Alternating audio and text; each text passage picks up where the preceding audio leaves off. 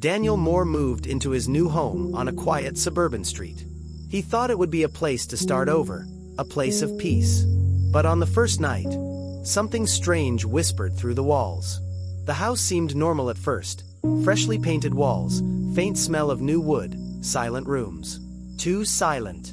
Even the air felt thick, as if it were waiting. When Daniel Moore turned on the light, it flickered once, then steadied.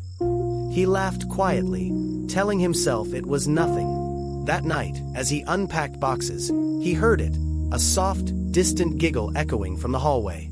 Daniel Moore froze. He was alone. No children lived nearby. And yet, the sound continued, fading into the shadows. He followed it, slowly, heart pounding. "Hello," he called. No answer, only the faint creak of a floorboard upstairs. He reached the stairway. The air felt colder. Something brushed past him, a whisper, faint and playful. "Come play with us, Daniel." He stepped back, trembling. "Who's there?" he whispered. But the house said nothing. The next morning, sunlight spilled across the living room. For a moment, everything felt normal again. Until Daniel Moore noticed tiny handprints on the fogged window. Small, childlike. He wiped them away. But when he turned, they appeared again, on the mirror behind him. That night, the whisper returned, closer this time. It echoed between the walls. "Let's play hide and seek." Daniel Moore shook his head. "This is just my imagination," he muttered.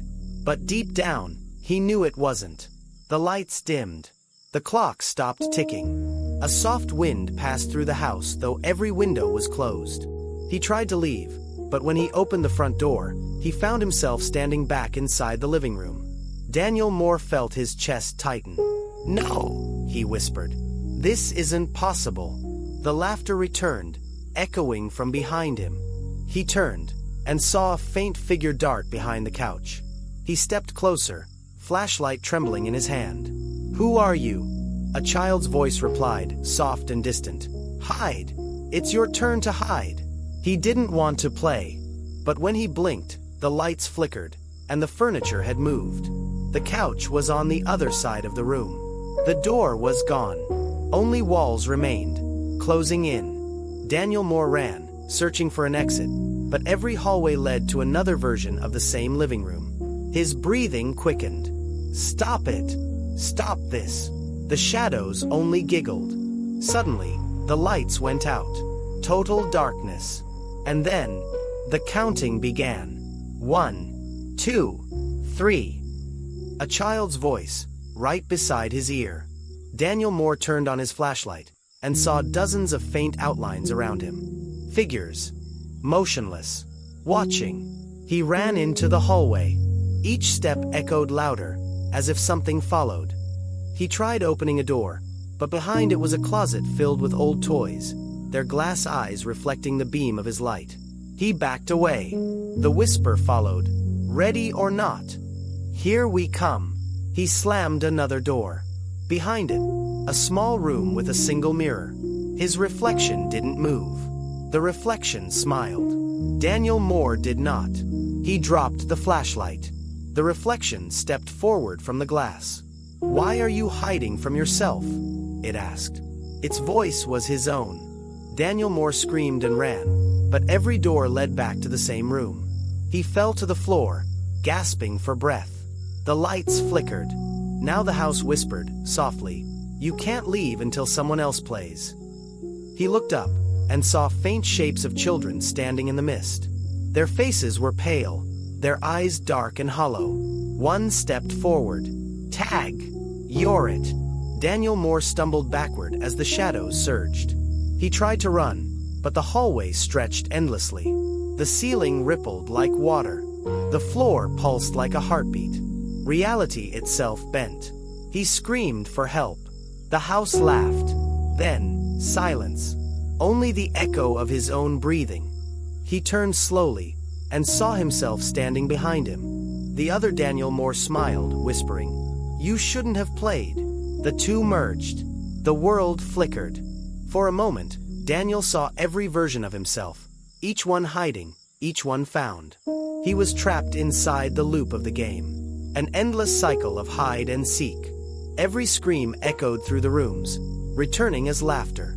The shadows whispered his name, over and over. Daniel, Daniel, Daniel. He tried covering his ears, but the voices were inside his mind. The walls began to melt away, revealing a dark, endless void. In the void, he saw doors, each one leading back to another beginning. Another game. He reached for one handle, and a hand reached out from the other side. It pulled him in.